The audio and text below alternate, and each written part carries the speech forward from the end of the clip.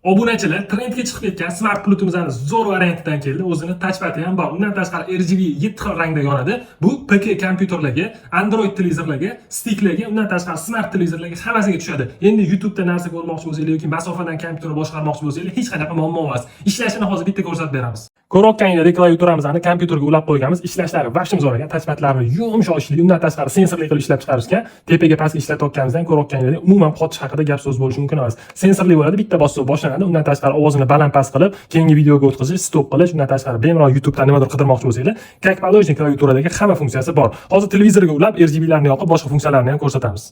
Klaviaturamizni televizorga ulab qo'ydi. Bu Android smart televizorlar hammasiga tushadi. Ishlashlarini ko'rayotganingizdek, o'zini ekranidan touchpad orqali bemalol mishka orqali boshqarsanglar bo'ladi. Xuddi Air Mouse'larga o'xshab. Undan tashqari kechqurun yozishda qiynalmaslikligi uchun har xil rangda o'zini RGB podsvetkasi bor. Bemalol YouTube'da narsa ko'rayotganingizda mana shundan terib turib ishlatasizlar. Hozir YouTube'ga kirib ham bitta tekshirib ko'ramiz.